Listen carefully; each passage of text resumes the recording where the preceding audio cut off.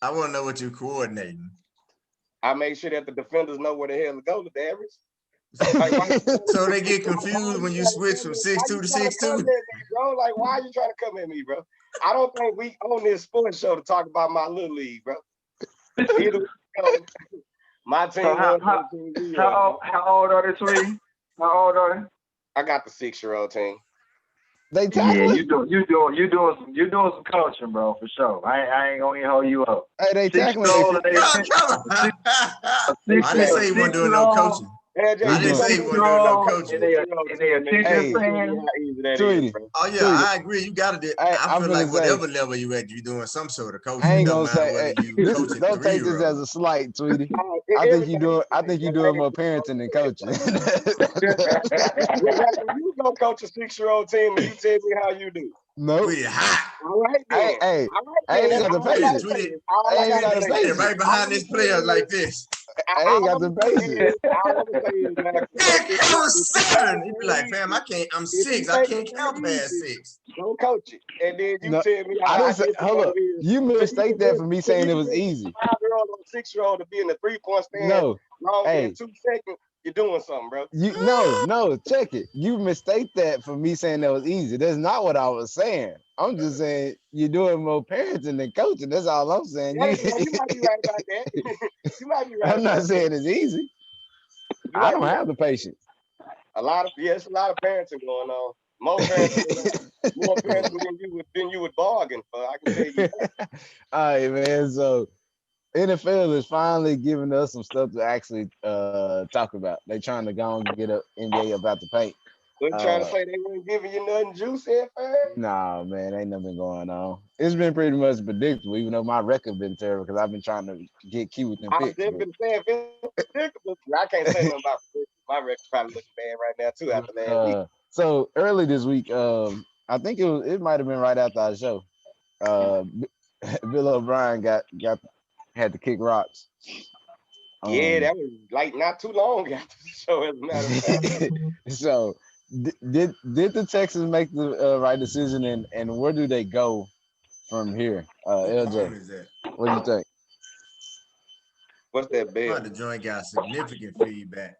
Yeah, that bell All ring. over It's the like the way. bell ringing situation, or maybe that's what LJ saying feedback. Yeah, that makes sense. It might be me. Somebody out here got a goddamn Yeah. blower. Oh, pretty. Yeah, I think that's you, Matt. I hate to say that somebody should have got fired, man. I don't Or like was it somebody. Nah, warranted? I can't Let's put it advocate that way. firing. Was it warranted?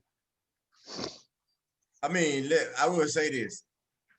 I can see how they owner would want to go in a different direction. I mean, because you don't you don't pay a quarterback top dollar and then get rid of his top threat while that top receiving threat is still in his prime and really get nothing back for it. I mean, David Johnson's not a bad player, but Hmm. it seemed like he peaked like maybe like 3 years ago, 4 years He ago, had a something hot like 30 that. He had seconds. like that. I think he had a wrist injury. He had some injury where he played like maybe 1 or 2 games or a few games, and then he was out for the rest of the year. He was really good before that, but since then he hasn't really been there. And I mean that move just didn't seem to make sense. And now what are they struggling with the most? They can't score any. They're having trouble offensively, and generally when you pay a quarterback that much money, you want to like Score. surround him with weapons, not take them away from him.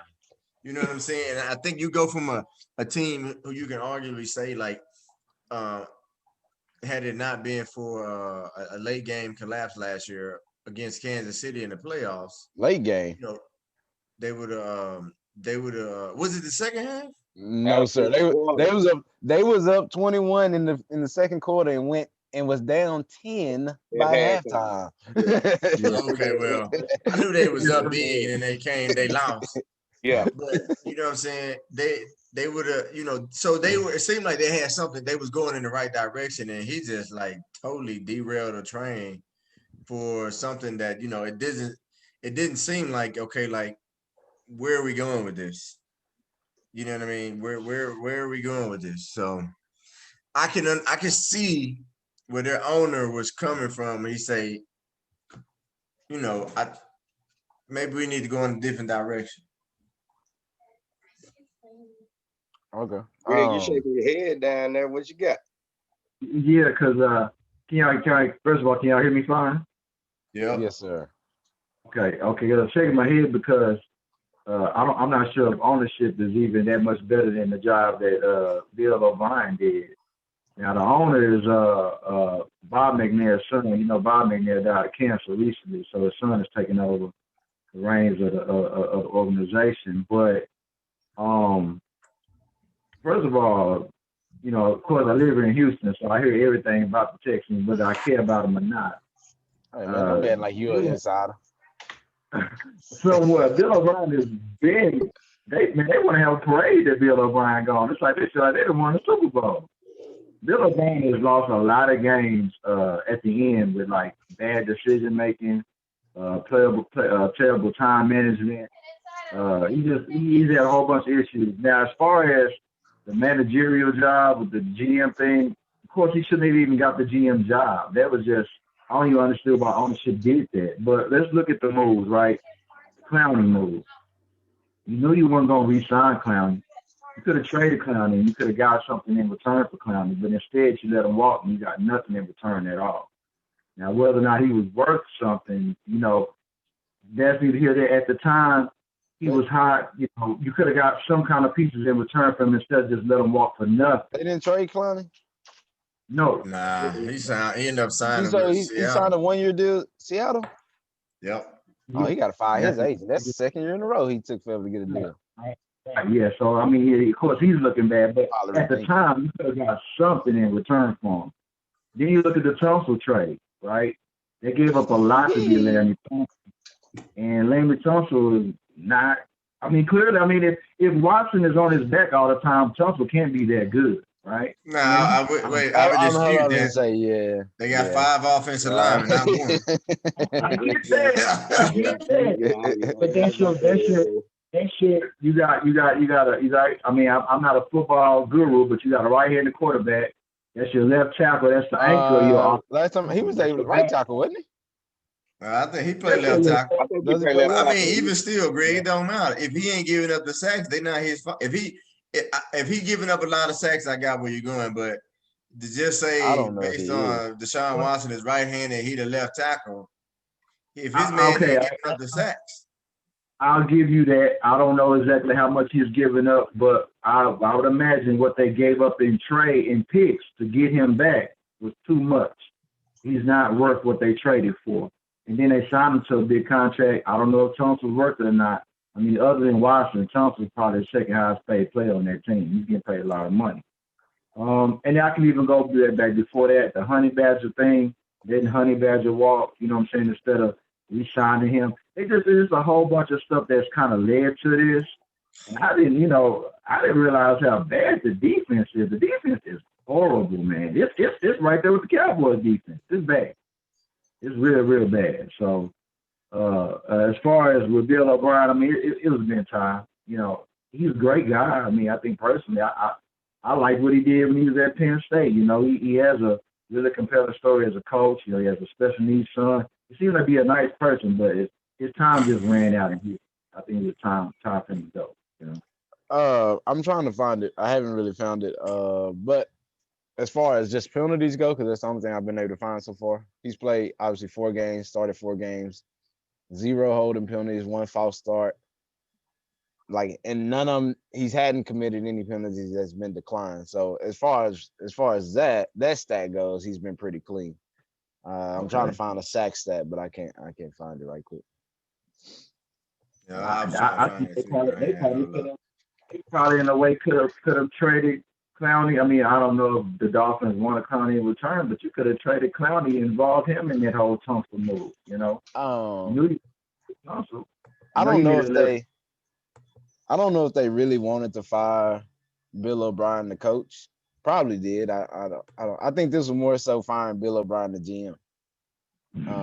But you can't fire Bill O'Brien, the GM, and keep Bill O'Brien, the coach.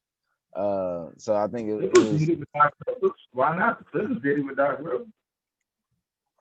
Okay, I guess. But I think this started. It was they realized as far as the GM goes. That's what I'm speaking on. He couldn't separate emotion and business. It sounds like most of those moves he made were emotional based, especially with the DeAndre Hopkins move. It sounded like they were arguing over, I don't know, like contracts or whatever the case may be, and he was mad at how it was going or whatever, so he traded him. I and I don't think that's what killed him. I think what killed him more so is some of the trades that went down after that. If you look, they got back I think fourth round pick, um, David Johnson, and something else. And everybody in this group, I think, will agree that DeAndre Hopkins is maybe a top 3, top 2, maybe the best receiver in the league. So you trade him. Nobody knew he wanted to get traded, right? Like, kind of like it was like real short winded that a short time frame where you found out he didn't want to be there and then got traded. It was like real short. And then you take Stephon Diggs, for example. People knew he wanted to get out of Minnesota for like a year and a half. Pretty much since the miracle, he wanted to get out of Minnesota. And they somehow get 2 firsts for him and another pick, I think, like a 4th round pick or 5th round pick. Now they gave up like a 2nd round pick in that deal too to get rid of him. But I think Houston was like, okay, how in the hell does Minnesota get 2 first round picks for Stephon Diggs and we get David Johnson in the 4th round pick? And I think that move more so, it wasn't hit the move he made, it was the moves after that got made that made Houston look like, well, maybe he ain't really that good at his job, but that's all he can get. And people knowing Stephon Diggs didn't want to be in Minnesota. So you would think Minnesota would be in a less position to negotiate than Houston was. So I think Diggs was like he had still like 2 years on his contract, so it wasn't like he had anywhere to go. He couldn't do anything. So I think that's more so why they let him go. It was more so the moves around the league. And they was like, well, his ain't shaping up to be what theirs is, so we might have to move in a different direction. I'm looking at that Tunsil trade, Malcolm, and the Texans traded. I think he gave it two first round picks, 2 first round picks, and a 2nd round pick. And Kenny Stills. You got to keep in mind that the left tackle is a premium position. Yes, that's true. Like if you can find a top level, and I'm not a top level left tackle in the NFL. You had Dwayne Brown. Who's a starting left tackle for who? Seattle Seahawks. So. And then they traded him. Dwayne Brown is older. Maybe they wanted to get younger. Maybe he wasn't performing as good. If I remember correctly, him and Bill O'Brien had got into an argument, and next thing you know, he wasn't playing, I think, and then they traded him. It was right. Like that's what I'm saying. Right. I feel like all his decisions have been emotional based versus business based, because it's like he has a dispute with a player. Next thing you know, that player's gone. Which ain't nothing wrong with that necessarily. You'll get something back though.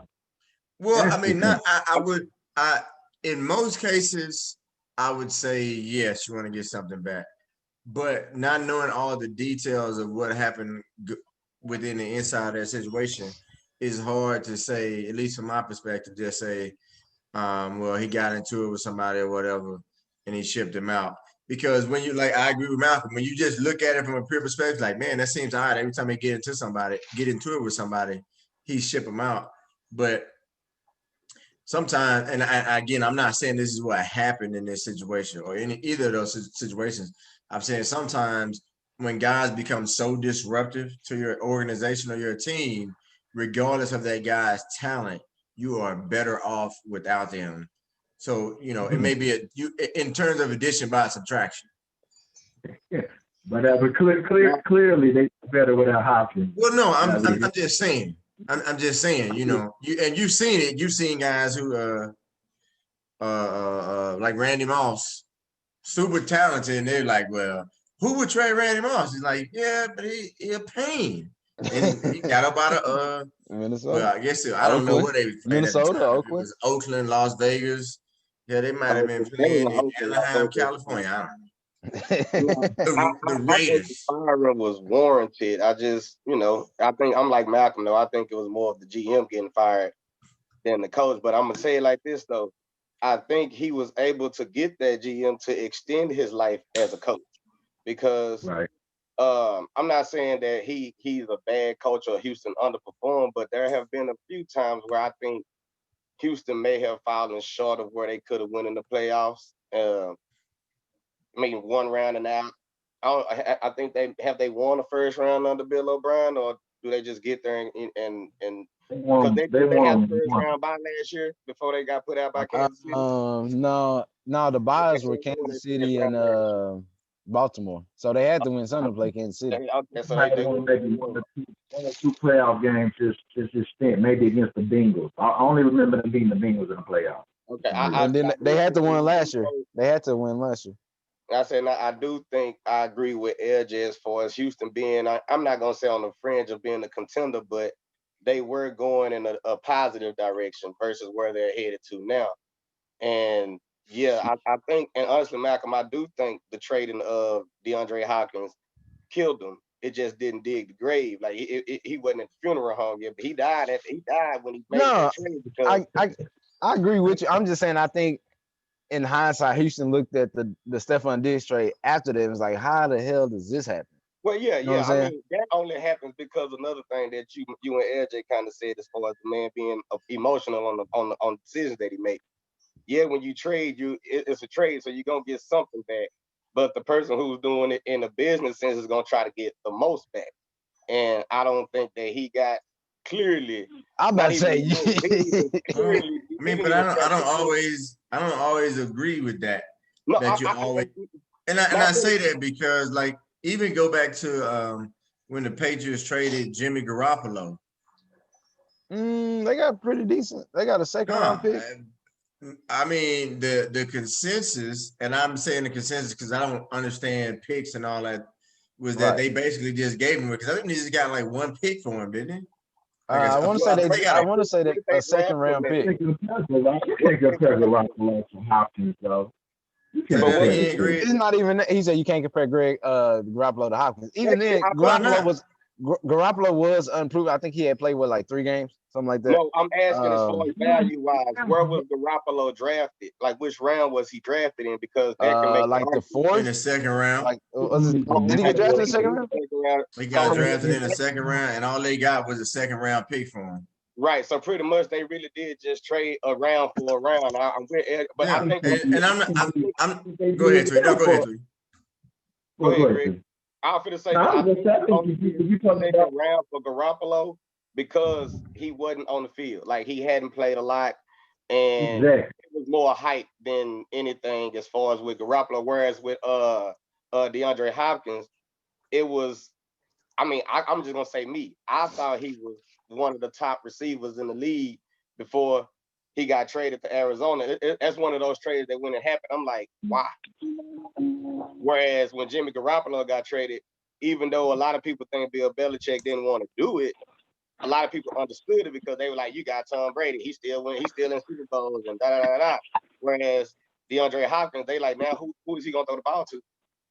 They were like, why? It's a big deal. It's like the value of Jimmy Garoppolo versus the value of DeAndre Hopkins is like this. But I think I understand what you said. I do believe that Bill Belichick might have wanted more for Jimmy G, but I don't think San Francisco was willing to come up. Okay, and so again, that the logic that you're applying there, why can't you apply the same logic to the Houston Arizona trade? What if Arizona? And hold on, and I understand you're saying the value on the field, right? Right. Because you believe. Hold on, because you believe that because of performance on the field, that DeAndre Hopkins is more valuable in terms of what he will draw from another. So you're shaking your head, no, Greg. You was just agreeing with what Tweety said.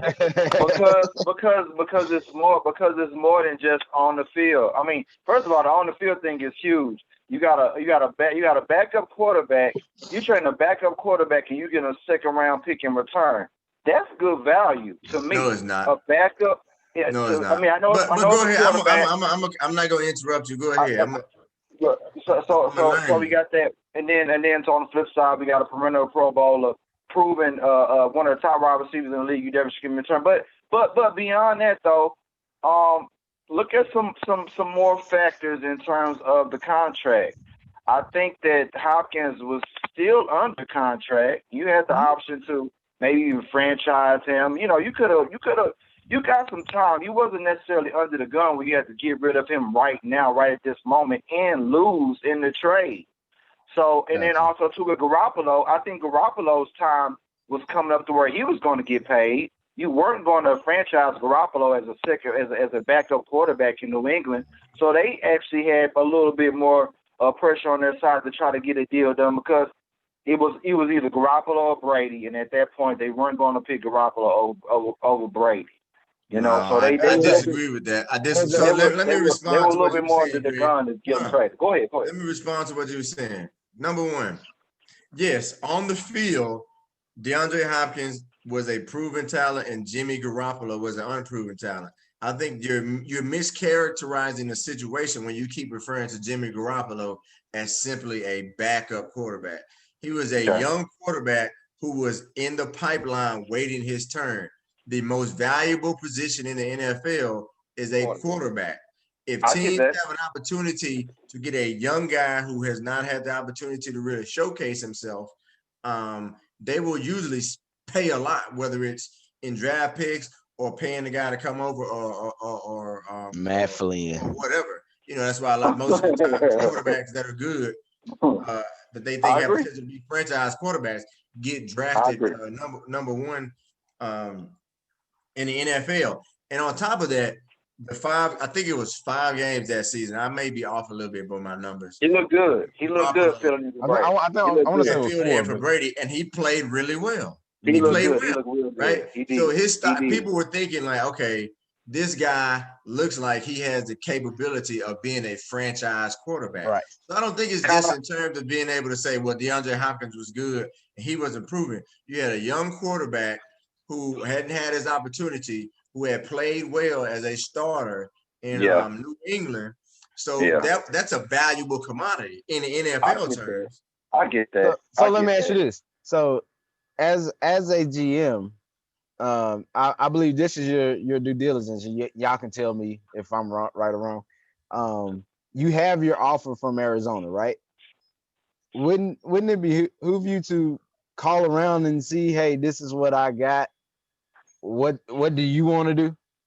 And see if you can get something better. Like not necessarily, because you got to think about it, right? Anytime you make a trade, everybody in the NFL you can't trade with everybody in the NFL, just simply because like I have to look at DeAndre Hopkins' contract, like Greg was talking about. No, there may be like 3 or 4 teams that even can afford to absorb his contract. Right. And there's other teams in terms of like I don't know what DeAndre his contract situation is, but let's just say in theory, right? I know he wanted to get paid. He wanted, whether it was renegotiating, restructuring. Oh yeah, he wanted a big deal. One of the things that a new team is going to want to know is he going to sign back? Is he going to re-up with us? Are we going to be able to restructure his contract to make him happy? Because if not, a lot of teams probably are going to do it because all he's going to do is come in and be a pain in the ass. That's what I'm saying. So I'm pretty sure, I would assume, I don't know, that he's in talks with more than just Arizona at that point. I would think. I wouldn't think Arizona, for a player like DeAndre Hopkins, I wouldn't think Arizona would be the only team in play. So I don't know if I understood your question fully, Malcolm. Are you talking about going forward? Because I think he's already signed a new deal. No. I'm talking about when Bill O'Brien was making this trade. At the time, presumably, if we assume Bill O'Brien said, you know what, screw you, Hopkins, go get your own deal, go find somebody. He might have did that, but I'm just saying he could have been like, "What you got, Arizona? All right, let me hit you back real quick."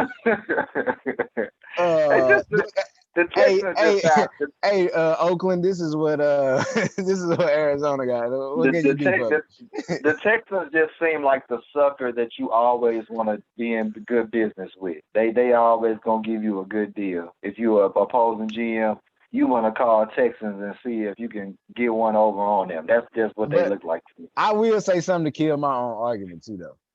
If you like really go back and look at transactions, like trade transactions, it's usually like the same 3 or 4 teams like trading with each other all the time. I don't know why. Right. By the way, the NFL, I think the other thing you have to stay out of the way of is trying to not look in terms of the NFL trading in terms of the way you see the NBA, because the NFL, honestly, trades don't happen that often.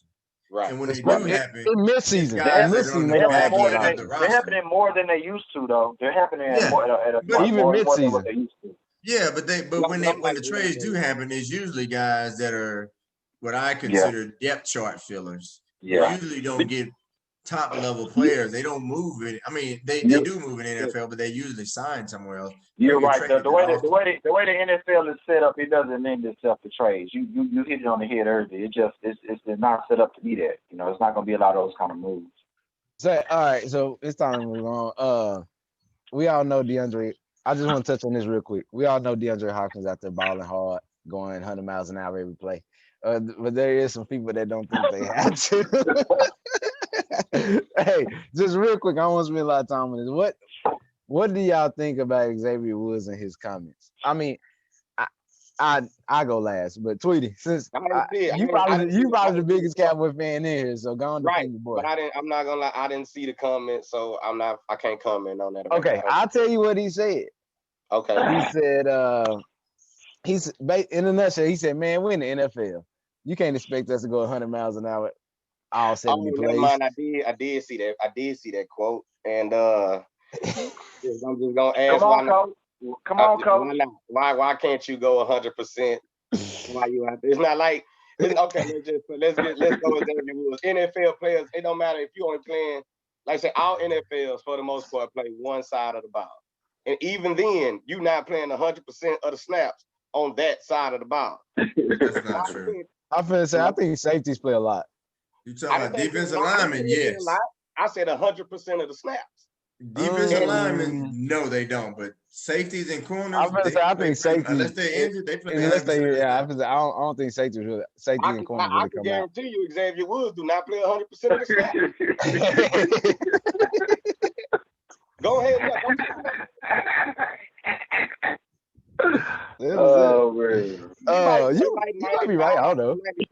But and my thing is this: why not though? Why you can't go 100%? Like, come on, man, what you get paid to do? Like we ask kids to do that for free. Matter of fact, that's all I will say, Coach. Like, what you mean? Like, come on, man. Like, that honestly, that's one of the reasons why a lot of people like, bro. That's why you sorry now. That's why y'all sorry now, because that mentality. That's why y'all give up. Tweety. Yeah. Tweety. He played 100% every game. Okay, cool. I was wrong. He was wrong big time. Hey, I'm not tripping. I don't know. He was wrong for saying you can't go 100%. Like, that's my point. Like, it don't matter if you out there 15% or 100%. You got to go 100%.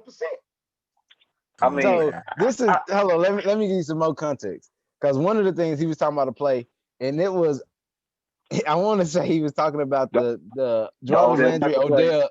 No, not the reverse, but the pass from Jarvis Landry. He was saying, you can't expect guys to go 100%, and then he also said you can't expect the backside corner to make that play, which in theory. In theory, that was the backside corner's job, because they was in I want to say they was in cover 3, so obviously that corner has a deep third, right? Deep third, right. Odell came from across the field on like a little deep post off the reverse. So in theory, that's that corner's job. So why he can't be expected to make that play? Because technically he was the backside corner, because that's where that play started. I mean, the play started on the other side. So right. But that once he leaves your third, that wouldn't be his man. No. Odell came into his third. The play started going left. right, and came back left. And Odell finished on the left side, which that's where he was.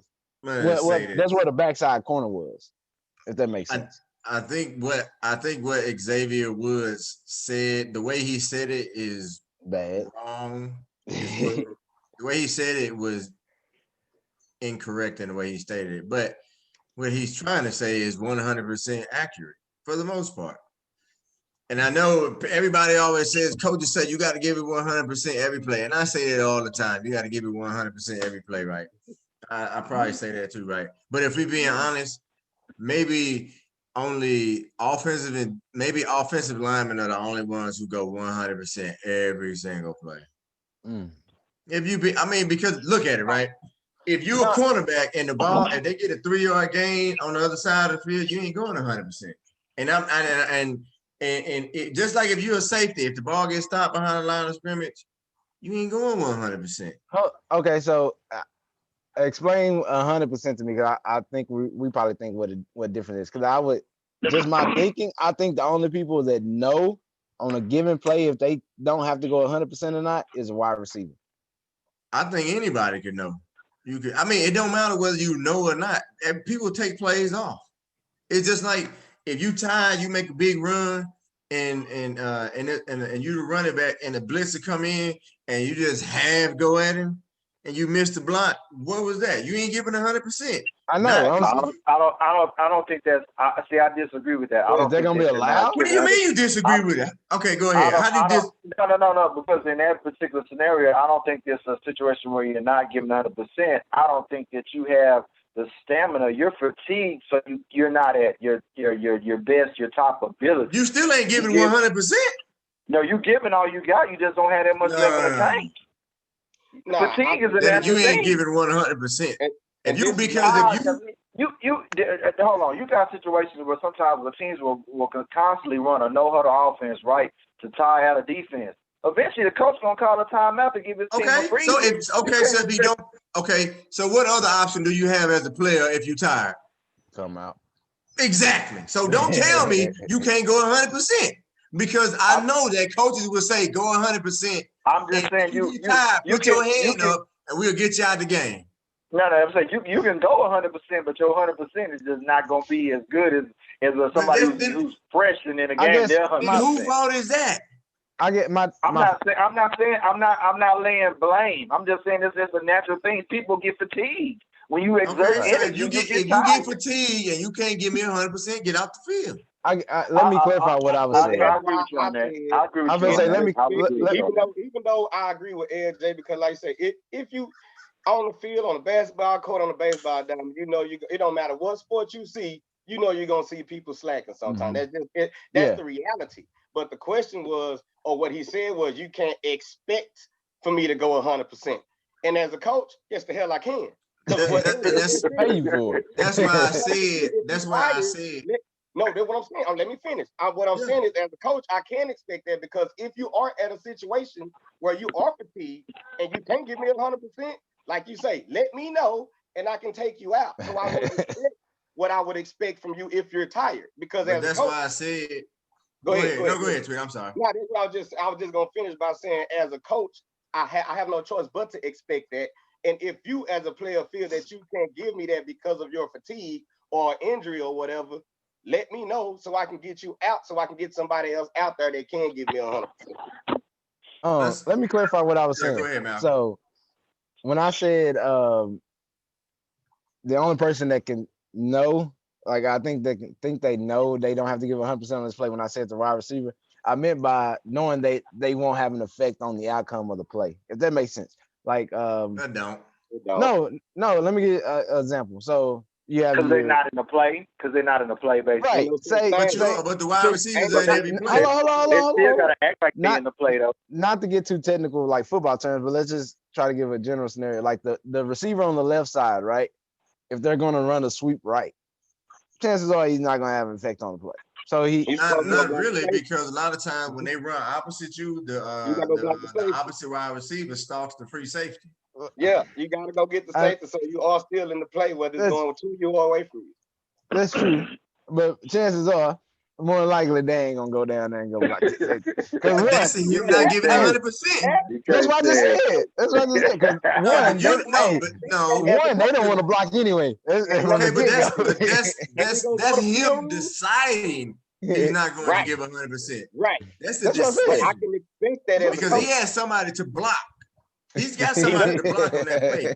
If he decide not to, but what you were saying, Tweety, what I was gonna say to that is that's why I said I started off my comment with I agree with the theory of what he's saying, but I think the way he said it was wrong. When he said you can't expect me to give you 100%, I absolutely can. Because the other expectation, like you said, is that I'm gonna tell you as a coach, if you give me everything you got, when you're tired, let me know, I get you out, and I get a fresh body in there, and they can give me everything they got. Don't take it upon yourself to say, oh, I'm just gonna chill and give you 40% this play just because I'm tired. No, tell me I will take you out. But I agree in theory with what Xavier Woods is saying in terms of with the exception of maybe certain positions, I don't think anybody goes out 100% every play at any level, really. I mean, you got some. Yes, I don't think anybody. Yeah, I don't think anybody goes 100% of the time. Like 100% of the time. I mean, you can say that in basketball too, but we all know, regardless of who you are, like you go pass the ball and in the corner. Fast break, and you ain't in the fast break. A lot of guys will walk back, no matter who it is. Like, hey, look, good job. No bird, or you know what I'm saying. You closed out on a 3-point shooter, and you don't come back to try to box out and rebound. You just keep going. Hey, taking the play off. Like nobody wants to admit it, but players do it probably. I mean, just like in soccer, players walk in soccer all the time. He's like, listen, I'm tired. I'm not going to take that ball. And to close it off for me anyway. Like I said, my last point is for that. Like when the player does that, especially when Malcolm want to say the play going right, receiver don't go get his safety. Get what that coach gonna do Monday in film session. Oh, he gonna light him up. He gonna light him up. Get up and your shot. Like it's gonna be, you gonna get chewed out film session. You better hope you're a good person, because if you ain't one of the better players, you might get your spot took that next week. That's a quick way to get unemployed in the NFL. That only happens on the Patriots team. That only happens on the Patriots. But I want to ask y'all about the NFL, because so far we in week 5? So far, what has been? Oh, you're right. You're right. Okay. You're right. What has been the biggest surprise or disappointment you've seen this year so far? Greg? Well, the biggest disappointment is how they handle this whole COVID situation. I think that's been a disappointment, because clearly, I'm not saying what they should have done, how they should have done it, but whatever they're doing is not working. So you got the facts. It's not working, but I would say maybe the biggest surprise. Very clean, baby. Okay.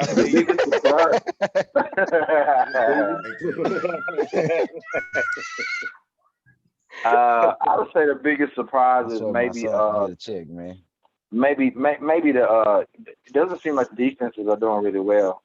Got a lot of points going up on the boards. So maybe that's the biggest surprise, that the offense is so much far ahead of what the defenses are in the NFL. I agree with you as far as the offensive defensive thing, as far as where you would normally see with defense will probably be a little ahead of the offense. But I think the NFL, just as a game period, is gearing more toward offenses putting up more points. So the fact that, a lot of teams are putting up over 25 to 30 points a game, then that's not as surprising as you would think. It's not surprising as to me as it is to you. My biggest surprise is the undefeated start of the Buffalo Bills. I mean, I didn't think they was going to be no. I didn't think they was going to be under 500 or anything like that. No, because I thought they was going to make the playoffs, might even win the division. But I didn't see an undefeated first quarter. Like, I thought that would be 3-1, maybe even 2-2 around the time. But 4-0, I like it. Buffalo. I mean, I actually picked against them a couple times, and that's why I'm saying that. I picked against them a couple times, and they obviously proved me wrong. But yeah, I think Buffalo's undefeated start, for me personally, and a coupled along with Arizona's decent start is a big surprise to me. My biggest surprise is Adam Gase still got a job. No, I'm just saying. He might not after today. Nah, I'm just playing, man. I'm just playing. I think my biggest surprise is actually Carolina. I'm surprised that they are 2-2. I thought they was gonna have a real bad season, and it's not because of Teddy Bridgewater being their starting quarterback. I was thinking the loss of Luke Kuechly. That's kind of like their heart and soul of the defense. They don't have an Eric Reed back there either at safety. They're really like in the transition spot, right? And Teddy Bridgewater is not like an explosive quarterback, especially with Christian McCaffrey out. Like DJ Moore is a good receiver, but he's more of a downfield receiver. Like they have a lot of speedy receivers, so Teddy Bridgewater is really not known for throwing the deep ball. So I'm surprised that they are to a decent start. I don't think they'll make the playoffs, but I thought they would be in a lot worse situation than what they actually are in. Biggest surprise for me, I would say, has been probably the some quarterback play across the league. In particular, Josh Allen. I mean, he's probably been the biggest surprise to me so far in the NFL. I mean, I would say you can make an argument that he's MVP. In the running right now. Is probably him, Pat Mahomes, and Russell Williams for NFL MVP. He's been that good. He's got 1,300 plus passing yards, 12 touchdowns, only 1 interception. And as Tweety already mentioned, Buffalo is 4-0 right now. So, I mean, based on what he has been doing his first couple of years in the NFL, I think that's been the biggest surprise to me is how well he has played. I mean, he hadn't just played well. Like I said, he's playing MVP caliber football right now. I agree. Did we say y'all do disappointments or we doing? I mean, I just said you could do either one. I think the biggest disappointment, the Cowboys. Why? I mean, seriously though. I ain't want to go there, but you're right. The biggest disappointment. Right. Not even just from a fan standpoint. Literally, I agree. I mean, I would say this, right? The Cowboys are the biggest disappointment because if you go back over the last few years, right? Who have they played? I mean, losing to Seattle, not really that big of a deal. They probably should have beat the Rams. The Cowboys, in theory, should be probably at worst 2-2, at best probably 3-1. Because the Rams, Cowboys, pretty good game. They should have beat Cleveland, right? But I say, so you saying they should have beat Atlanta? The reason the biggest disappointment to me is the defense has been like beyond awful. I mean, like the Cowboys haven't had a really good defense in a while. But if you go back over the past few seasons, their defense has been at least like okay. Yeah, they on that round. To the point that in the last few seasons, if their offense were playing like they have been, scoring the points that they have been producing thus far this season, that would have been enough based on what their defense has been doing the last few years. But their defense has just been like awful. I mean, like they're just getting the best player on the defense that's so disappointing is offensively and defensively. They've been horrible in the first half in like every game. Yep. I mean, they've had great second halves, but they've been awful in the first half of games. And so for me, that is easily the biggest disappointment. I mean, they're last place. They're probably tied for last in the division.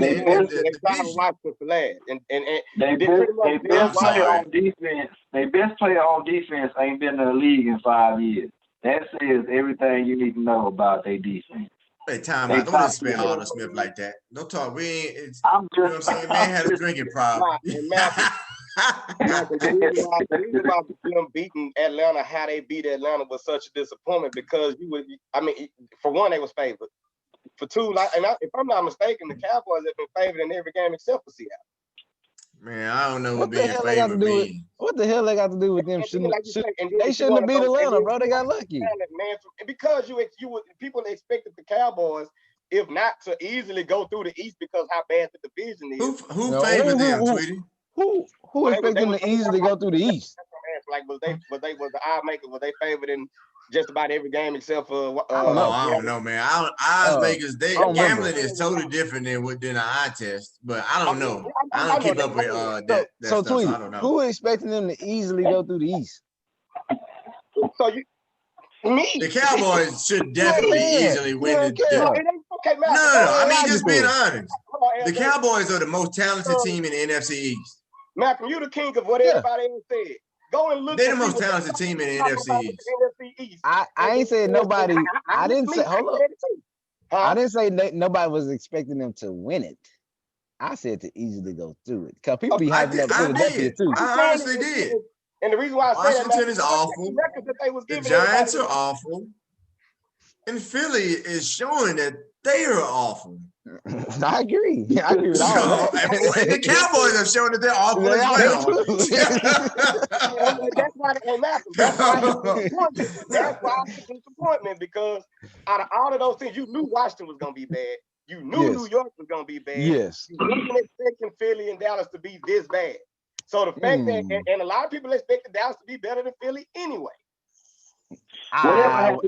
Whatever happened to the guy that came from Seattle? What was his name? Was it Richard? Was it Chris Richard? He out of there. He got Okay. I was gonna say Jason Garrett. They all got that old package together. Okay, I see.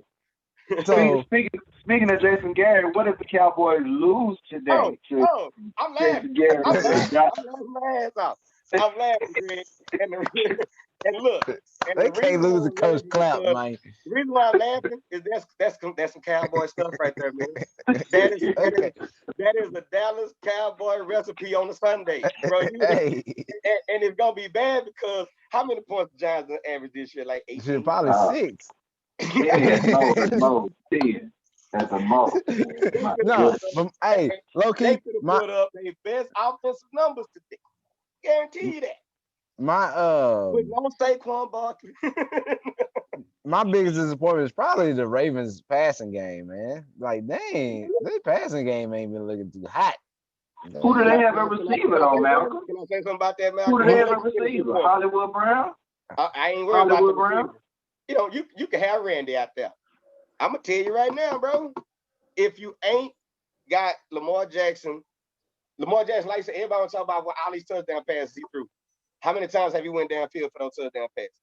If everything was within the 5, 10 to 15 yard range, that mid range, I can defend that after a while. I can stop that from beating me. So take a guess. Accuracy is the issue. Accuracy is the issue for him. Nah, he completes 60% of his passes. Think about how the Cowboys run their routes. When we go downfield in the second half, guess what we do? We put up points. But especially when Jason Garrett was here, all across the route, all the out routes, we would always get in the red zone, kick field goal. Get in the red zone. How many 40-yard passes do you think Lamar Jackson has this year?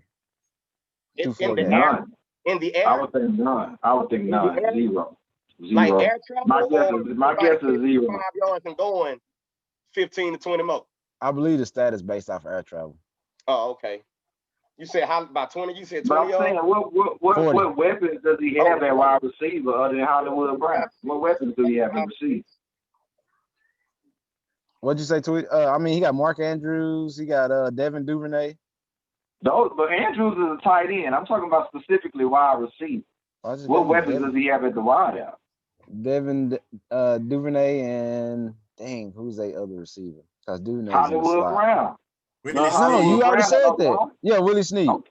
There you go. Oh, am I off mute? Okay. I forgot. I thought I had muted it. I think he needs more than that. But also too, I think Lamar Jackson. Answer the question. How many 40-yard man you think he got? I said about 5 or 6.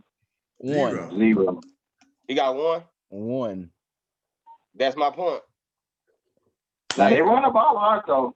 They run the ball. Yeah, he only has 98 attempts, which is, let me see if I can filter that real quick. Which is tops in the league. Which is a game and a half for Dak. It's a game and a half for Dak. 98 pass. Dak has 201 attempps. He also one team is 3-1, the other one 1-3. There ain't that matter. I don't give a damn if he had 3 passing yards. 5 games. He'd be like, we ain't won, Jack. But I mean, to show you the difference, let's see who's leading the league in 40-yard attempts. It's probably Dak, to be honest. Probably Patrick Mahomes. Nope. It is Dak. Actually, it's Josh Allen. No, it's Dak and a person you wouldn't expect. Herbert. Nah, nope. Tom Brady. Nope. Aaron Rodgers. Oh, I would expect. I forgot about A-Rod. He ain't got a lot of deep threats though. That's why I say you wouldn't expect it. He trusts his arm like that. Like he gonna chump. He do. I can't stand his ass. He got that GPS on his shoulder. He makes a habit of kicking y'all. He makes a habit of whooping y'all ass. Hey man, you look me on live. Otherwise, I'll tell Aaron Rodgers something. I was gonna ask y'all what y'all think about Tom Brady, man. Y'all all went with the Buccaneers on Thursday night. But what do y'all think about It wasn't because of Tom Brady. It was because they were playing Nick Foles. That's why I went. Because Tom Brady didn't know what fourth down. Like what? Y'all think Tom Brady going? I mean, are they going to the playoffs? Do y'all see them going deep in the playoffs? The Buccaneers? No, I never said that. I didn't think they was winning the division. I was about to make a statement at the very first week. They adding the wild card team in the playoffs. Yeah. Like only the first seed, only that next year. You get a bye? Yeah, only number one seed you get a bye. Yeah. No, I don't think they'll go deep in playoffs. I mean, he hadn't really played that well like the last year or so. I mean, he's okay. Like he hadn't been 5 touchdown passes 2 weeks ago. I mean, not this past game, the game before that. Okay. What you said about LeBron? I don't want to talk about no. Don't bring LeBron in there. The thing about the Lakers, the same way talk about LeBron James, Shannon Sharp. I'm not about you always say he can't do it every night. I don't want to talk about that. That's the stage Tom Brady's in. That's the stage Tom Brady's in. I didn't catch it. No, he said LeBron is not the best player anymore because he can't do it every night. He said Tom Brady was the best quarterback. No. This is what he said. He said LeBron can't score 40 when he wants to. I think LeBron was supposed to score 40 last game, and he scored 40 in the final. I said what? I don't know what great time I know. You said that LeBron couldn't go out and score 40 points when he wanted to anymore. Not every time, no. Let's not turn this. So why ain't about the final. Why I said that? Why I said 2 finals games where he didn't score 40. So don't tell me in that one that they lost. He just didn't want to score 40 that game. He was okay with losing. But go ahead. No, he scored 40 in the one they lost. No, I'm talking about Greg. Oh, okay. No. The reason why I said that is because like you brought up the 5 touchdowns. There will be games where he have a flash, right, and play very well. But there's also going to be games like I think you'll see more games like this, what you saw Thursday, than those 5 touchdown games, obviously. Right. Tom Brady is like second in the NFL in passing yards. From what I've seen so far, the Buccaneers and y'all, I mean, clearly y'all gonna correct me if I'm wrong because y'all do all the time. But I think the Buccaneers. I think the Buccaneers. They seem to struggle between the 20s, right? Like they're pretty good in the red zone. They got some really good threats in the red zone, but getting to the red zone, they don't seem to really be a really good offensive team, bro. Hold on, so hold on. LJ, he is second in passing yards, but he's also second in attempts. And he's not that high in completion percentage. Oh, man. Y'all got an excuse for everything. He's second in passing yards. How's that excuse? His completion percentage is 64%, which is good. Second in passing yards. He's tied for 3rd in touchdowns. I think that team needs more than Tom Brady, bro. I think he can play out his mind. And that team just ain't that good, man. So you didn't make that bid up, Jack. You gonna put it on TV? I was gonna say so. I think Tampa Bay will be fine. They got some injuries right now. You know what I'm saying? Yeah. They're not 100%. On the offensive side of the ball. They just lost. This is probably maybe a major blow to their defense. They just lost their that big D tackle. I forgot it, Villa, something like that. He got hurt in the Thursday night game. I think he broke his ankle. But I think offensively they'll be fine. To me, from what I've seen, is I feel like that Tampa Bay has to do a better job of molding what Bruce Arians and Byron Leftwich want to do into what Tom Brady is really good at. Tom Brady is not in the top 20% in completion percentage, but let's see where he's at. Like 22. What's that offensive line? Lamar, Kyler. Who the hell is Nick Mullins? That's starting quarterback for the. But anyways, my point is that I think they have to do a better job of merging both worlds instead of. I mean, if you look back throughout Tom Brady's career, in particular in these last 7 to 8 years or whatever, he's not been a guy who just like constantly throws deep routes in terms of go routes or deep post passes and stuff like that. It's been 7 yards, 5 yards, 15 yards across the middle and stuff like that. I think they have to do a better job because Bruce Arians, his however you want to call it, what people normally think when they think of him, when you hear them talk about him and how he likes to run the offense, he's a big play guy, likes to take the top off the defense, throw it over the top. And to me, that doesn't suit Tom Brady's strength. It's not that he can't do it, but that doesn't suit his strength. If you think about the 4th down play against Chicago, right? I don't know I couldn't see all the routes that they were running, but the tight end was running a seam where traditionally, if you were watching Tom Brady in New England, that's probably going to be a shorter route that he has to throw. And instead of on 4th down, throwing the route he ends up choosing. I don't know. Like I said, I don't know what the other routes were. Ends up being a seam route to the tight end in when he's in bracketed. But I think the offense will be fine. I think they'll make the not Super Bowl, excuse me. Woo. I think they'll make the playoffs and I think they'll be fine. I had to walk off hear what you said, but I know you were talking about correct me if I'm wrong. It sounded like you were talking about Bruce Arians and his offense having to change for Tom Brady because Tom Brady don't take a lot of deep shots. Like I said, I walked off, so I don't know what you said. Yeah, I was saying I feel like they have to do a better job of merging the two because Bruce Arians, if he likes to take top off the defense, that that's what he does, right? But as I've said in different sports and about different whatever it is, coordinators also have to take into consideration. This is what I like to do. But this is the guys that I have on my team. This is what they're good at. So if Tom Brady, if he's at his best going short, you can't just say, "Well, I like to throw the ball deep, so we just gonna throw the ball deep," because that would be, to me, that would be mismanaging your team. I just feel like they have to have they have to figure out how that works best, and I think they will at some point. I think Tom Brady's got enough experience to give feedback, and Bruce Arians has enough experience as a coordinator to well, he's not the coordinator, obviously. Byron Leftwich, he got a lot of influence on the offense, though. His play calling on Thursday. But before the season started, we was talking about this, and that's what I was saying. I was like, Tom Brady has a lot of weapons, but it's not the weapons he's used to having. Because Chris Godwin, deep threat. Mike Evans, deep threat. Scotty Miller, that's probably like your Julian Edelman. Like OJ Howard before he got hurt, deep threat.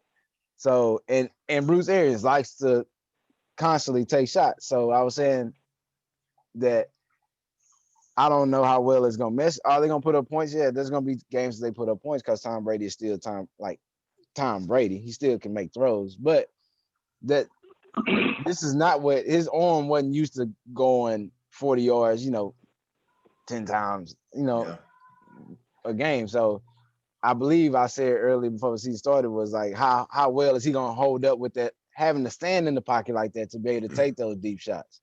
So I don't think, you're not going to face Khalil Mack every week. Let's be honest. Right. But, I don't even think it was just Khalil Mack. And this is where I was going back to, I put this on Facebook, I think. I feel like that, Tom Brady made some bonehead plays at the end of that game. Clearly he did. He clearly made some bonehead plays at the end of that game. But I would put that loss more on the offensive coordinator because the way I'm looking at it is because they were clearly having trouble with the Bears pass rush the entire game. It wasn't just Khalil Mack. I mean, he was getting King Mix and all the attention from the media and stuff like that. But they were having trouble blocking the Bears the entire game, right? Yeah. So my thing is, why in the hell do you keep running empty sets? And they just kept doing it. And it's not like Tom Brady is he's not Patrick Mahomes or Aaron Rodgers. He's not gonna scramble. You can't say, well, if he beats a guy, that's not Tom Brady. And that's why I go back to saying they have to, like Byron left, we want to keep running empty. No, listen, brother. You can't keep running empty. I get what you're saying, but yeah, I give you a thought. I'm thinking Brian Leftwich is thinking, right? I don't have Leonard Fournette, so I don't know how good Ronald Jones is in pass protection. I don't know. I'm not saying he's good or bad. I'm just saying I don't know. And Gronk is a great blocking tight end. Last time we seen him play, he was a great blocking tight end. Mike Evans is hobbled. You can see that. So I don't know if you can depend on him beating like Kyle Fuller or somebody like that one-on-one. So I think they were going empty sets to try to create a mismatch somewhere. And it wasn't working, obviously.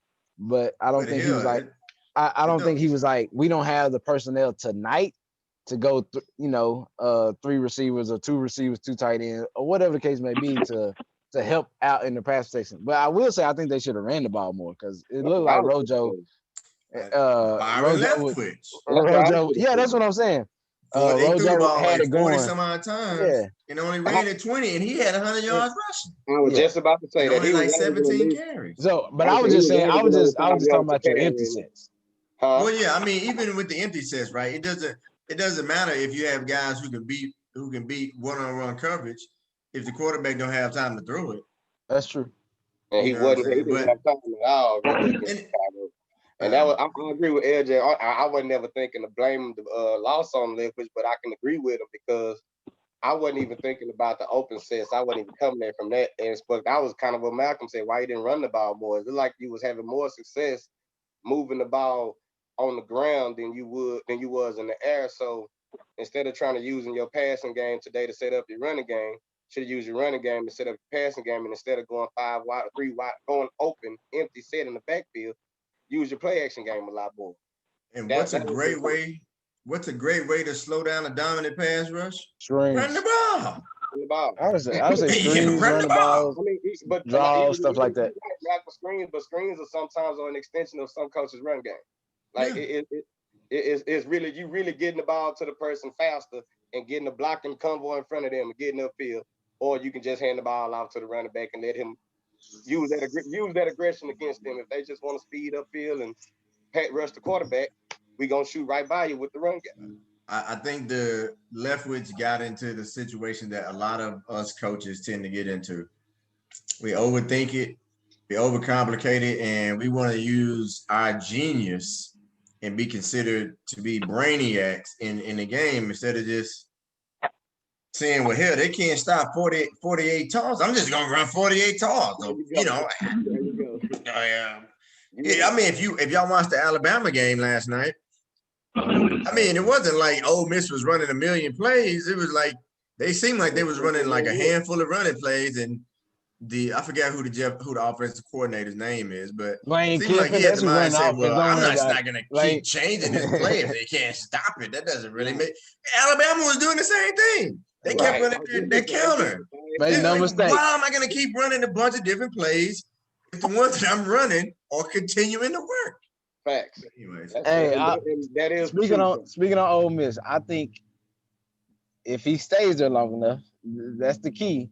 I think Lane Kiffin will have them in national championship contender in like 3 years. Wow. What'd you say? You don't crack. Wow. He's a great recruiter. They play the same division with Alabama. He's a great recruiter. Wait a minute. Where is he showing he was a great recruiter at? But he wasn't. He was at Tennessee a year, and he had a top 5 recruiting class. But it was gonna be some violations coming with that, but that's why he left. So that's not a great recruiter. That's a great. So he's a great cheater. Ole Miss just got rid of their last coach because of violations. They just got rid of last coach because of violations. You can't count that season because he was cheating. I can't count it. I wouldn't count it. He was cheating. Then he had got a while he was at FAU. I think he had got like not top 10 player, but he has got a couple players that probably wouldn't normally went to FAU.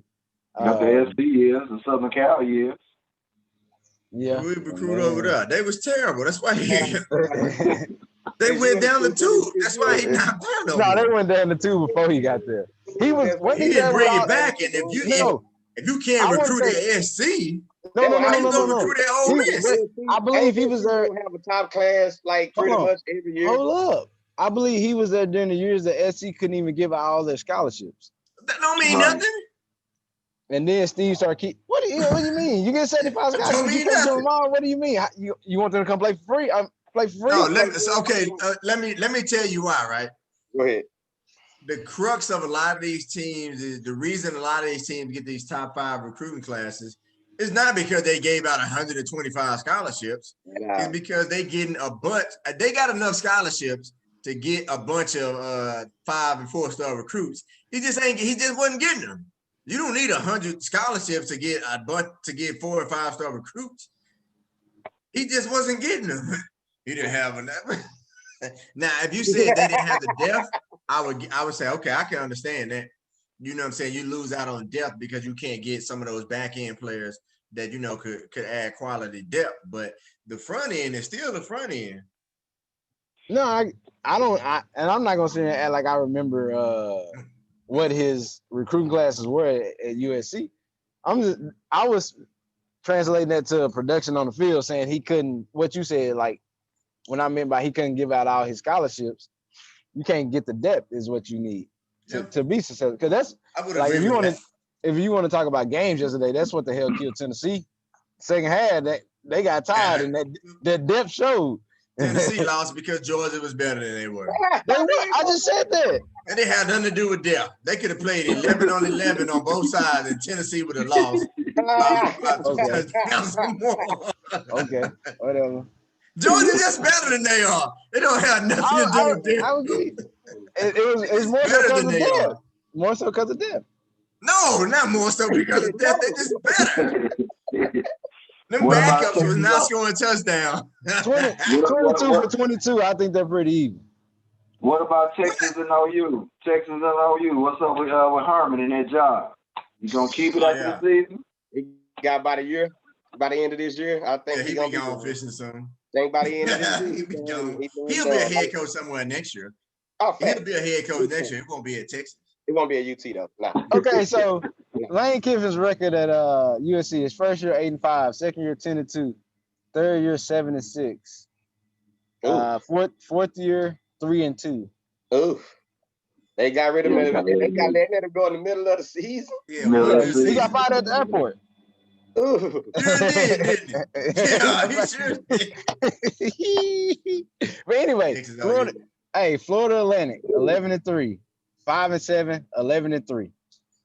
Nobody care about Florida Atlantic. Oh, now you don't want to give credit for it. Well, so I'm not saying he didn't have good seasons. Don't get me wrong. I am not saying he did not do a good job at Florida Atlantic. That is not what I'm saying at all. And he calls touchdowns before they happen. But I guess it's gonna be hard for you. It's harder I think, to get Ole Miss to the prominence that you could say that he had Florida Atlantic in their conference, because the competition in the SEC is a lot stiffer than whatever conference FAU is. Okay, well, if you want to say that, you can say A&M wasting money on Jimbo Fisher. You can. They might have. I guarantee you. They very well might have. And I would say you probably can, because they probably won't beat Alabama. It's gonna be hard for them to win the SEC. I could, but at the end of the day, for you to make that bold practice. I don't know. You cut out. I don't know what's it. But I will say this. I guarantee you. I don't think has a Nick Saban disciple beat him yet. I don't think so, right? Because Kirby Smart had 2 chances and he lost both times. I think Nick Saban's biggest nightmare is for his first loss to be the Lane Kiffin, because they didn't have the greatest relationship. So I don't think he wants to. I was kind of hoping Lane Kiffin beat him last night. I just thought that'd be funny. It was a good game though. It was. I think that game was. So was it a big game? No, it was not a big game. So what is your big game? Because you said national implications. So based on what you said, because I think you agreed that. I mean, not agreed, but you said the Georgia-Tennessee game wasn't a big game, and the UNC-Virginia Tech game wasn't a big game, right? According to your standards, right? So what? There's only gonna be like one big game this year? There's only gonna be to me on a normal season. There's only a handful of big games. There's not a ton of big games. I mean, now for each individual school. Right. Yes, there are big games. I would, if you're talking about that, but I'm thinking in terms of you said national large scale college football. Most of these games to me aren't going to be big games. Like the Miami game and Clemson game was theoretically a big game. It was a big game, you know. But I mean, I didn't think Miami was going to beat Clemson. No, I got a question though, LJ. Is it because one of the reasons I'm just asking? The reason why you might feel that way as far as it's only a handful of big games is because a lot, like let's say that Miami and Clemson was 1 versus 4, right? Or something like that. Something like that. Yeah. Miami lost, and let's say depending on their strength of schedule, they could possibly bounce back. Which is that one of the reasons why you would say that it's not as big of a game as a lot of people made it out to be? Because I mean, I think like in terms of, I look at things in terms of like the national. I think I'm focused more on the national championship. Yeah, you got a chance to win the national championship. And so some of these teams, right? I see them and I'm like, they're not going to win the national championship. Okay. I don't think like even Miami even having a national champion this season. They're going to have national champion. There will be a national champion. Okay. But like, even though the Miami thing was a big, it's considered a big game because they're 1-7. But to me, if you ask me, Miami doesn't have a shot of winning the national championship unless there's like a significant injury. I'm not saying they won't make the college football playoffs, but they're not good enough to win the national championship. And neither is Georgia, if I'm being honest. Ooh. Neither is Georgia. So are you saying this based on just your assumption it's going to be Alabama versus Clemson? No, I'm not saying that. That's what it sounds like. I'm just telling you from my perspective, right?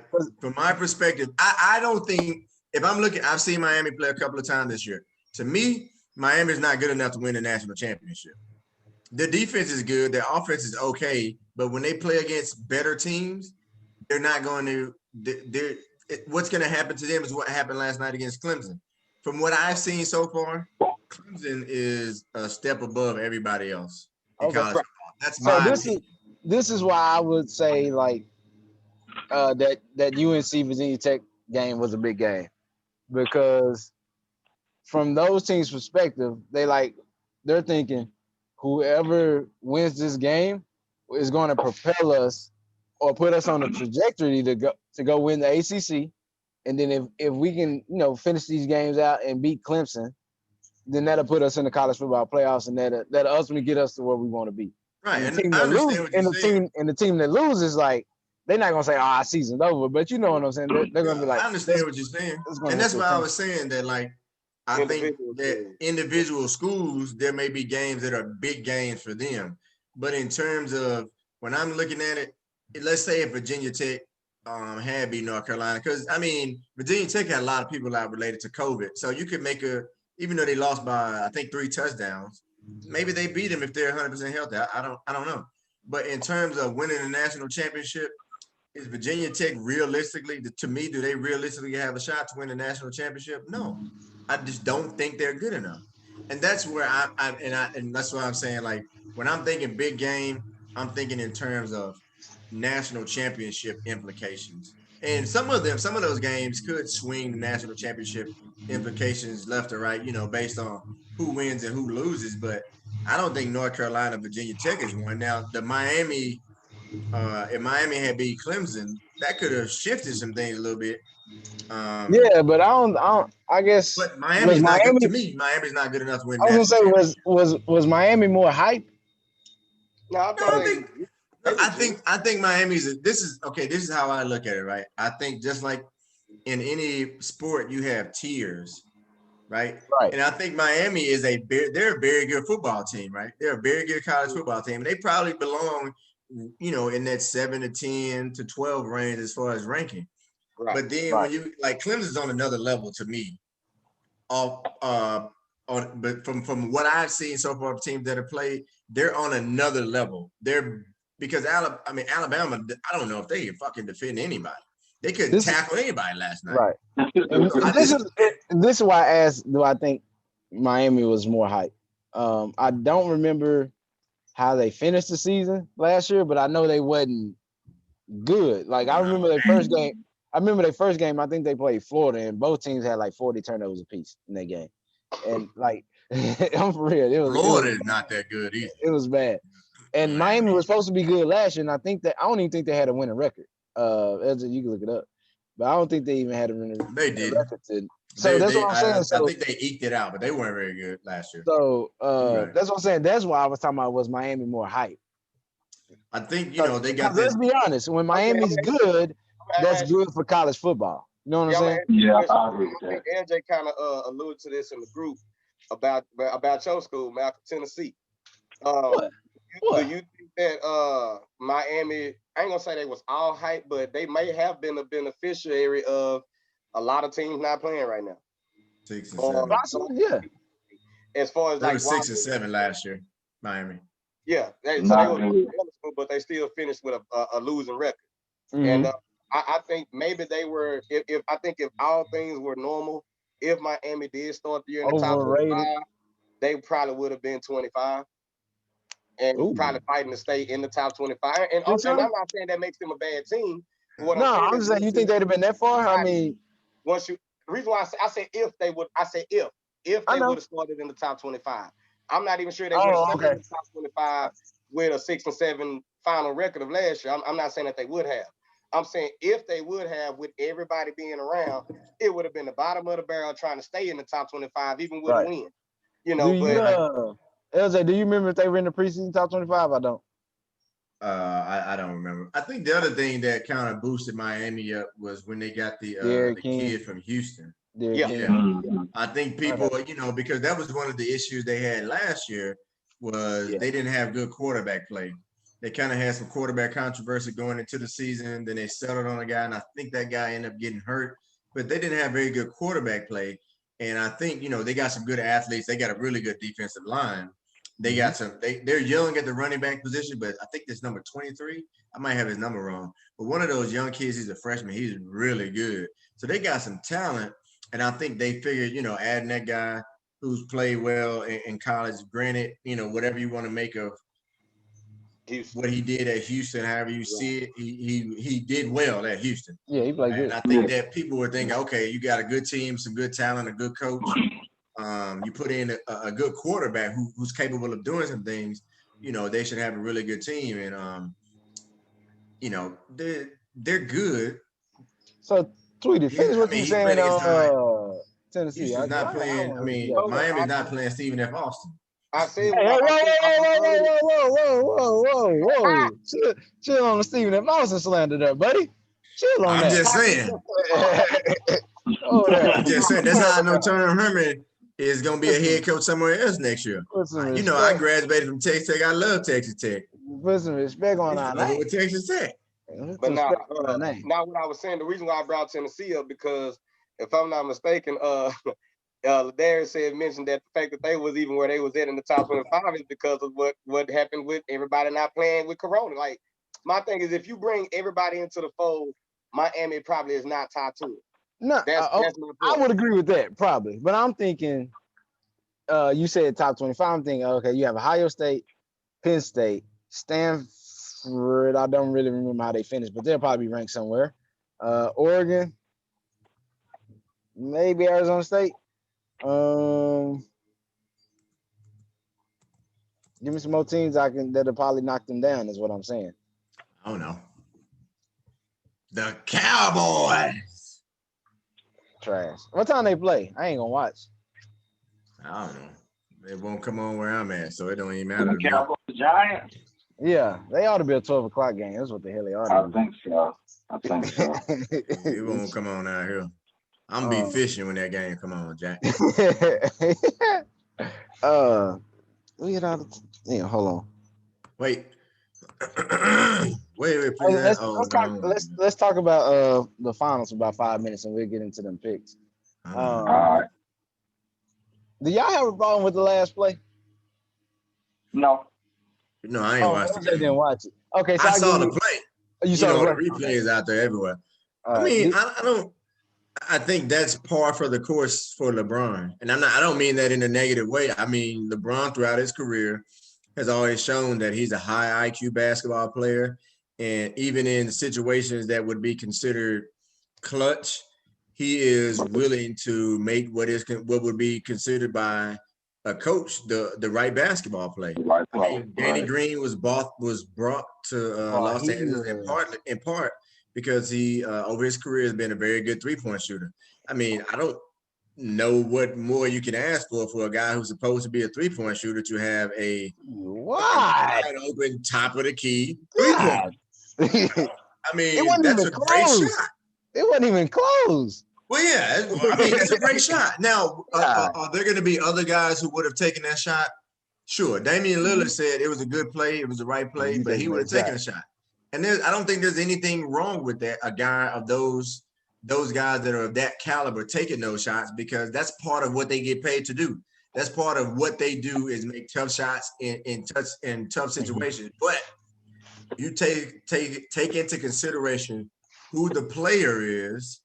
I don't think there's anything wrong with that. And even if it's another guy, like I can see if you kicked it out to like JaVale McGee, then I'll be like, come on. But that's part of what Danny Green. I mean, it's just like saying, hey, you threw the ball to a wide receiver. That's what he's wide open in the end zone as a quarterback instead of just running it in, and he dropped it. It's like, yeah, but that's part of why he's here is because he's supposed to be able to catch the ball. Yeah, that's part of why Danny Green is in LA. Is because when LeBron and AD draw double teams and draw crowds, he's supposed to be able to knock down threes. He drew quadruple teams. It was damn near all 5 on him. Having issues with it. So and he was 2 for 4 up until that point in the game. Was he? Yeah. He ended up being 2 for 5. I thought he was 2 for what? I thought he was 2 for the series. Anyway. It might have been only 2 he hit the series. I don't know. I haven't been watching it. There might have been only 2 he hit. Bruh, he put on purpose and go for guy to shoot. I swear he did. Anyway, but before I get into that play, the league got to stop this 2-minute report because that don't serve a purpose for nobody. Like they said there was 4 calls that they were talking about in the last 2 minutes. All of them having to do with the Lakers. 2 of them they said were the correct calls, and 2 of them wasn't. One was they said Iguodala was supposed to get a defensive 3 seconds on one possession, and the other one, I want to say it was supposed to be like a foul or something, like Jimmy Butler or somebody. Like, why are you coming out with this report? Because all that's gonna do is make the Lakers even matter about what happened. Because think about it, defense 3 seconds. What happens? You get a free throw, and then you get the ball back. And if you down 1. Or say you up 1, you get that, and then you get a 3 on the possession. You went from being up 1 to up 5. So what's gonna end up happening is that the referees gonna start blowing them whistles in favor of that purple and gold this time, just like when they went and complained about the foul situation with LeBron James. Get what happened in this game? He lived at the free throw line. That's what's LeBron James does have that same Shaquille O'Neal effect. Like right, and they get beat up, and then like just because they so big, you like, you gotta finish that. You can't see that. We can't see that. LeBron don't get beat up like Shaq. You're not gonna see that. You get what I'm trying to say, bro. I was trying to show y'all that whistleblower podcast, man. But since you was talking about that 2-minute report, I had to go get my phone. I would listen to that, and that may bring home some of this. Is that the Tim Donahue thing? Well, yeah, it's about that whole situation. Yeah. Oh, okay. But going back to that play, no, I don't have a problem with him throwing it out there. I just have a problem with that being Danny Green being the recipient because he ain't hitting nothing all serious. And like he said, that's what he's done over the course of his career. He's always made the quote unquote right play. So you can halfway expect it. You can, actually, I kind of saw it coming because if I'm Miami, I'm gonna leave Danny Green open too. And if he hit it, oh well, we're going home. Hey, we got here further than what people thought, right? So I would guarantee you if the situation comes down to like that again tonight, which I hope it doesn't, I'm willing to bet LeBron's gonna make the same decision. Well, I take that back. He's gonna make the pass again, but he ain't gonna pass to Danny Green. He'll pass to somebody else because he knows what people out. If Danny Green in the game at that spot, he gonna pass to Danny Green. No, yeah. He said he trusted him. Hey, did he say trust or trusted? I can't remember the words he used. You know, LeBron, he's good with that wordplay. I don't know. Are the Lakers in trouble? Are the Lakers in trouble?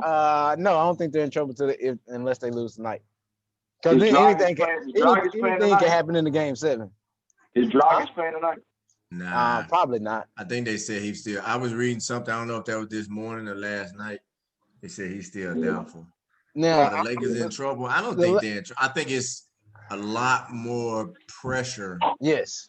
Like a million times more pressure on the Lakers tonight than it was in the previous game. I mean, I assume the Lakers will still win the series, even though I did pick Miami. I assume the Lakers will still win, but I think that the worst thing that could happen to the Lakers is they could either go into the fourth quarter down or it'd be like a 2 or 3 point game. Like 6 points or less, that will not be good for the Lakers going into if they don't have a comfortable lead going into the fourth quarter. So what's their key to victory? I think I don't know. I ain't been watching the game. You have. If you go just look at the box, I'm just telling you because you haven't watched. If you go look at the box score, the games the Heat has won is when they not only let Jimmy Butler get 30, but they let Duncan Robinson get 20. Tyler Hero get 22. Like there was one game they let Kelly Olynyk get 17. Like you can't allow. If you're gonna allow Jimmy Butler to go off, then you got to stop everybody else. You can't let Jimmy Butler get 30 and then let other players that like Kendrick Nunn had like 17 last game. Like it's ridiculous. Yeah. But I will say Kendrick Nunn played last game like he did on a regular season. He get in jacking too. I don't know who get in. He didn't have nothing to lose. He didn't have nothing to lose. So. I got to put some respect on Spoelstra for coaching ability. There are some shots. That was correct me if I'm wrong. Was that Kuzma's best game of this series? This last game. Was that his best game? I mean, if you want to just talking about scoring, yes, but I think Kuzma hasn't shot the ball particularly well. What else does he do besides score? He moves. I said shot. I said, hold on. I said shot the ball. No. Listen. When you said was that his best game, I said no. I said you want to strictly talk about in terms of like points, yes. But what has Kuzma done throughout the series to make his minutes valuable? He moves without the ball, but he cuts well, and he's giving more effort than he has in the regular season on defense. That don't sound like a ringing endorsement, man. you know when we I don't know if you ever recall when we first started the podcast, and the bubble was getting started, and we was kind of projecting, who would win or whatever. I said I thought the Lakers would win it all, but I qualified it on they would need Kyle Kuzma to step up and play an important role. I don't think so. I don't think they need him. Will it help? Absolutely, it'll make it easier. I don't think they need him to. I think they if AD wouldn't have been hurt at the end of last game, I think the Lakers probably win. But they needed AD hurt every game. They needed all 40 points that LeBron gave them. They needed every single thing that Kuzma gave them. They put it all. To me, they put it all on the line to win last game, and they didn't. And that's why I say they could be in trouble because it didn't happen. The Heat have a lot of confidence right now. I'm not banking on Duncan Robinson hitting 5 fall away threes off the glass. I'm just not Duncan banking on Robinson is super confident. Duncan that. I didn't say he Robinson wasn't confident. I said I'm not banking on him hitting 5 fadeaway threes off the glass. That's what I said. Duncan Robinson is looking at Danny Green and he's saying it's lunchtime. I'm about to barbecue chicken. I'm not. You're not listening to what I'm saying. I'm not saying he's not confident. I'm not saying he can't shoot. I'm saying I'm not banking on him hitting all these tough fall away threes off the glass. That's all. They hit a lot of shots like y'all play basketball. There's those nights when like you playing good defense and they hit something. You like you just drop it here. You like, man, you don't never hit this shot. You know what I'm saying? Yeah. So I don't know. I hope the Lakers. I don't hope they blow them out because I want to watch it. Well, I hope they do blow them out because I want to watch Minnesota and Seattle. So I hope they do blow them out. That way I ain't got a reason to watch it. But anyway, so let's get into these picks, man. Let me pull them up real quick. I know LJ got his ready. Y'all ain't what we looking like? What we looking like? Oh, it's terrible. Listen, we got to judge. While Malcolm putting that up, we got to judge you for not shaving and putting some stuff that just make your hair fall off. What in the penitentiary? Oh, you talking about Green? What the hell is that? Man. I can't be using no razor, man. We gotta have a conversation about this, man. What is that? Tough in the front. Come on, B. Let's go. He had used a nail on his face. Not there. I was like, well, yeah, it just fall off. What is that? Who ran homie? Oh man! I switched to a single blade razor the other night. Worked pretty good because I be doing with that too. I'm growing my beard back, so I got all this beard product and all that I bought to try to make. Hey, they say just get some black castor oil. What they say? Black castor oil. What is that? Is that Castor. I don't know what that is, man. Is that the name of a company? No, it's called black castor oil, not Castro. Castor. Well, I mean, that sounds like motor oil. Castor oil. It's like I thought you finna come around, don't you? No, good. Hey, castor oil. Yeah, I thought look it up. Nah, man, I like reusal, or however you pronounce it. Who in first place on the picks? 3, come on now. LJ. LJ? Oh, okay. Yeah, he been taking out that, you safe. I didn't know what kind of week you had last week, so he be taking out the same week I have every week. It's at least solid. He be taking them safe ass picks. He don't jump out there. I can't be paying no safe picks. He'll jump out there. He ain't undefeated, so shoot. Obviously, some of them safe picks win a rock. All right, man. Let's get into it. Go ahead and run them, bro. Let's get into this 12 o'clock slot. Wait, hold on. I gotta pull my line up. Oh, you can go ahead. I'm just go ahead. My thing up, putting on my other screen so I can see. We got the Rams versus Washington. Who you got, Greg? Rams versus Washington. I got the Rams. Why you sending it in the group? That boy, that's slow. Because I'm about to leave soon. That's the easy pick though. It's Rams. That's the easy pick. Okay, my bad. Kyle Allen starting Rams. Might be better than Dwayne Haskins. He started for the Panthers last year. So based on that, I'm gonna say LJ got the Rams. He knows. Oh yeah, I'm sorry. I picked the Rams. Yeah. He didn't know who had the Rams. I got the Rams too. We got Philly at Pittsburgh.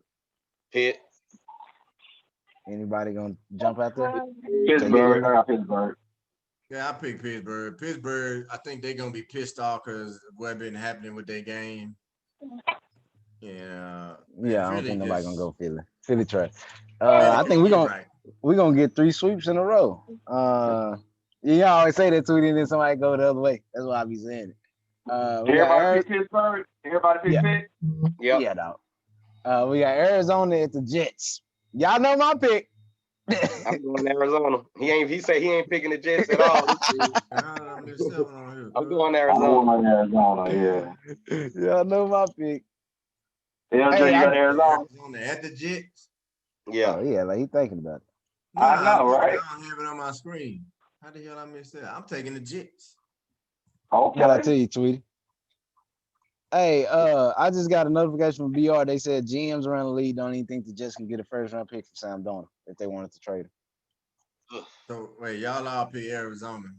Yeah. Yep. Yep. We got KC versus the Raiders.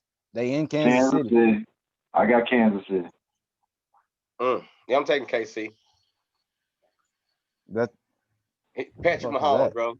Texas Tech. Oh, Texas Tech. I was like, hey, bro, he ain't played there in 5 years. I ain't thinking about that. I was like, what the hell is that? He ain't played there in 5 years, but what you got to understand. No, I'm saying I was thinking about Texas. I was like, what the hell? I'm thinking Chiefs and Raiders. I'm like, what the hell is that? I was like, what the hell is that? Who you got, Mal? Man, they got to lose at some point, don't they? Who you pick? KC. Okay. I got the Raiders. Malcolm got the Raiders. Greg, you say who you got, Greg? Kansas City. That's easy money. Easy money. Okay. Whatever. Well, about easy. This is a toughie. I'm picking KC. This is a toughie right here. You got Jacksonville versus Houston. I'm picking Houston. They got rid of the coach. They're playing at home in front of the fans. And Miles Jackson. Yeah, they had fans. They had fans last week. And what? Yeah, they did. Miles Jackson's out this week for the Jaguars. He didn't play last week. I don't think has he played. No, he's played. He's definitely played. I take Houston, man. A lot of times when a coach get fired middle of the season, that next game teams come out, they a little bit more fired up. Yep. A little bit more edge to them. They got to win at some point. They either gonna come out fired up or come out flat. One of the two. Yep, one of the two. One of the two. So you got Tweety. I'll take Jacksonville. Okay. Man, it just did. That was hard though. I don't think neither one of them any good. So it's me neither. I'm gonna take the fans, man. You gonna take the fans? Yeah, y'all see what Mullen said about the fan? He was crying about it. For the head coach, that's neither here nor there. Seriously, he was like, I think that played a major impact in why we lost. We need to have the swamp at full capacity. Oh, yeah. You talking about man, LSU ain't that good. Why you need everybody against LSU this year? They ain't even good. Yeah, LSU ain't that good this year, buddy. Houston ain't been looking good. Houston ain't been looking good against the run, and James Robinson been running pretty good for Jacksonville. So I'm gonna go with Jacksonville. You like that quarterback? Who the quarterback now? Gardner Minshew. Malcolm still voting for Pedro. We got Cincinnati and Baltimore. I'm taking Baltimore. Baltimore. I got Baltimore. Don't do it, LJ. Still voting for Pedro. Everybody feeling good. You said what? Got Cincy. You got Cincy. You got Joe Burrow. I'm sorry, I didn't even I froze. I don't even know what I'm about to say because I heard you say vote for Pedro again. I was like, what in the hell was that? Yeah, I froze. We on the Baltimore Cincinnati. Nah, man.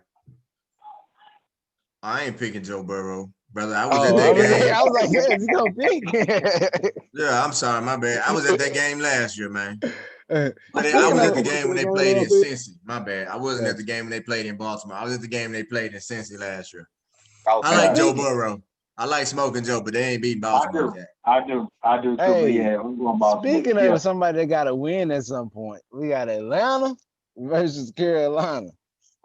Is this the week Atlanta get it done? I'm going Atlanta. Atlanta getting all their receivers back this week, ain't they? I'm gonna take that. Julio is not playing. No, hold on. As long as I don't get the injury report from Tweety. What are you talking about? My injury Tweety gave me an erroneous. So did you change the LJ? You still going Falcons or you going Carolina? I'm going with the Falcons. Yeah, first of all, my injury report was very accurate, sir. And second of all, I think I'm going with Atlanta. I'm going with Atlanta. Tweety said, well, they injured, but I think they might not be playing. I did not say that. You lying. I did not say that. I was reading off the actual injury. I said he was questionable. What are you talking about? Tweety, that ain't no damn. I need facts. Like, hey, he playing. Hey, he not playing. It's not good enough for you, but it's good enough for the league. Listen, my name ain't the league, Jack. I was just what the team was saying about the player. You know, that's all. Listen, Tweety, you know who you sound like? Decision. That's what I thought. Falcons or Panthers, Malcolm. Tweety voted for Donald Trump. I know it. He voted for Trump.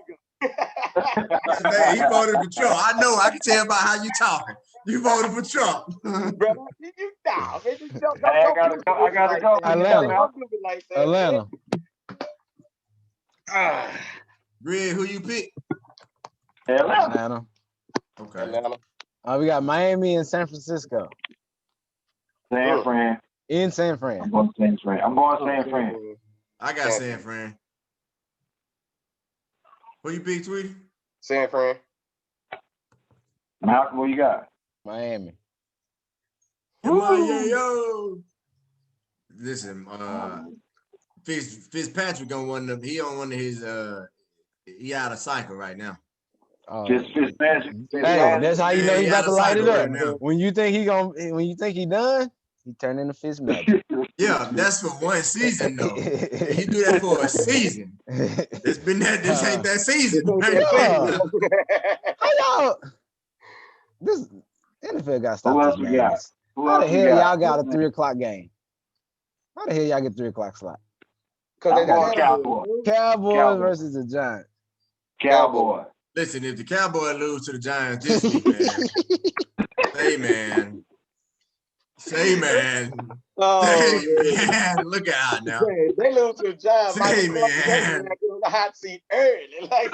Listen, if the Cowboys lose to the Giants this week, I'm gonna come on here next week and say fire Mike McCarthy and bring Jason Garrett back, so at least we can go 500. At least we go 500 and go into the last game of the season with a chance to make the playoffs.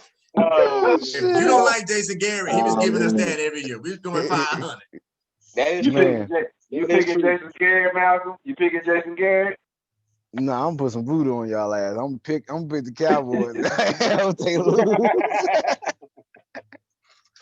Oh, he cares they better not rig it up on that one. Oh, y'all all pick Baltimore? Everybody pick Baltimore? Yeah. Everybody pick Baltimore. This might be a nice one. We got Indy versus Cleveland. In Cleveland. I got the Colts. I think Phillip Rivers and Frank Reich, I think they got something.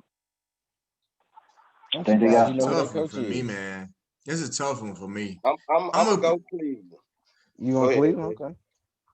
Yeah, I'm gonna go with Cleveland too. I think they've been playing really well. They've been running the ball well. They've kind of figured out a way to make Baker Mayfield. They did play the Cowboys. They run 3 games in a row. They running the ball well, and they figured out how to get big plays in the passing game. And you know the Colts got to lose at some point.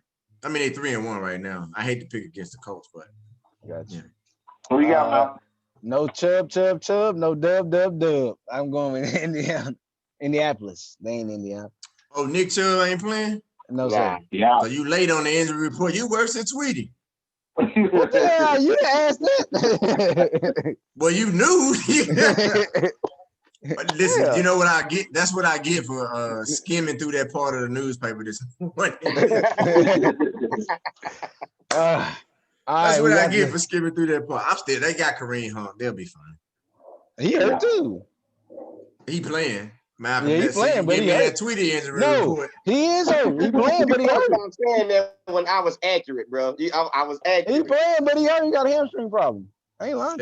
He'll be all right. Who's next? All right, we got the Sunday night game. Got Minnesota at Seattle. I got Seattle. Y'all want to take Minnesota, man? Don't be scared. You know I am. Right, we got to beat them at some point. I think we lost like our last 5 in Seattle, bro. We got to beat them at some point. So Malcolm on side by himself. Everybody else got Seattle? Yep. I know I got Seattle. All right. And then we got they ain't playing. They got who is that? Denver, New England. I thought they played next week. I thought they were playing Monday. Next week. They got moved to next week. They moved to next Sunday. Oh, good. Oh, y'all ain't even know that the coach starting middle linebacker might not play. Who, Darius Leonard? Yeah. I'm gonna give you that Tweety NFL report. Tweety say he might not. I don't know. HBCU alum. HBCU alum. Melena went to HBCU. Want to let y'all know that. Hey, one of them dudes that tried to kidnap the governor, he went to HBCU. I did not know that. Is that fake news? We taking that's fake news, bro. I'm trying. That's fake. All right, we got New Orleans versus the Chargers. Come on, man. I'm going New Orleans.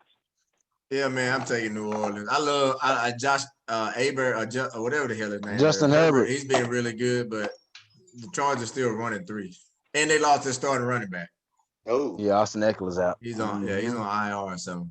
I'm taking whoever I just said, New Orleans. Crybaby playing this week? Who? Michael Thomas. Crybaby. He might not. I don't know. He might not. Titans Bills, right? That's Tuesday, huh? Titans Bills Tuesday? Yeah. Maybe. Technically, so far. We don't know what's going to happen. Wait, everybody pick the Rams? Who? Everybody pick 2. Everybody pick New Orleans? Yeah. Everybody pick the Rams too, though. But in that Tennessee-Buffalo game, I got Buffalo, y'all. Yeah, I'm taking Buffalo. The fuck was it? Oh. That's me whistling. Listen, man, Tennessee ain't played in a couple of weeks. They're going to be pissed off. They already, Ryan Tannehill saying stupid stuff. I'm taking Tennessee, Jack. What stupid stuff did he say? So he basically said the reason that they was doing the practicing when they were locked out of that facility is because they basically have kind of lost faith in the NFL's testing system. Which doesn't really make any sense as to why you would practice together, because that still doesn't mean you don't have COVID. I never knew that. That's funny. Wow. So he went with his own testing system or something? I don't know what the hell he went with. Somebody should have said, so you've been out, we ain't interviewed you in like a week, and that's what you came up with. That's your best reason as to why y'all was practicing is you don't have. Who you got, man? That's what I see. That's why we ain't never gave you the interview in the first place. Who you got, Malcolm? Buffalo. All right. Yeah, I don't learn my lesson going against Buffalo, man. I'm gonna go with them until they lose, until they start making me look like a fool. Because right now them boys playing some ball. Malcolm, who you pick? Who you pick Monday? I mean, you pick. Oh yeah, go ahead, Greg. All right, y'all. Y'all take it easy, bro. Who you got? Oh, he got Buffalo. He got Buffalo. I didn't even get my New England Denver pick. They're not playing. They didn't do it because he said they wasn't playing until next week. Oh yeah. Okay, my bad. Playing Monday, but you said they doing it next week, huh? Tweety, Tweety, you picked for Thursday night. You had picked Tampa Bay. Yeah, I lost. Everybody picked Tampa Bay, but Greg, Indy at the Cleveland. Tweety, who you picked? You picked Indy, didn't you? I picked Cleveland. Tweety, that line. You just be trying. I know what you be doing. You be changing your picks, bro. I didn't change my pick. Matter of fact, when I said I'm going Cleveland, they were asking you like, "Yeah, I think I'm gonna go Cleveland." Somebody put a $5 bet on eight NFL games with a chance to make $30K. I don't even know what that means. That's a good. No, they did a parlay. Tweety, let's look at it. Let's look at it and see where he's gonna mess up at. 30,000. Let's look at it and see where he's gonna mess up at. So he took the Panthers -4. Oh, and the Panthers favorite. Oh snap! The Raiders at Kansas City is the first game. Bruh, why the Jags are a half a point favorite? I've never. They wanted to win or a loss, bro. They didn't want no ties. They didn't want no pushes. Houston is awful. They've been playing awful, but they're gonna win today. He took Arizona -14.5. Who they playing? The Jets, ain't they? Like that, I forgot. Oh, they Jets. Well, yeah, they playing the Jets. Joe Flacco out there, man. Joe Flacco got something to prove. Bro, Joe Flacco out there now, huh? Yeah, he got something to prove, man. I don't know about that. I'm betting on anyway. That'll just 14.5. I would have took the Jets on that, bro. You know how much money? 14, you said 14.5 or just straight 14? 14.5. Yeah. Yeah, I'm taking the Jets with that. I'm taking the Jets on that, dog. I say Arizona win by like 10, but I don't think they win by 2 touchdowns. Shit, 15. You still got to go and leave up by 2 touchdowns to get to No, I know. I'm just saying, like, I know it's 14 and a half. So yeah, you're right. Yes, man.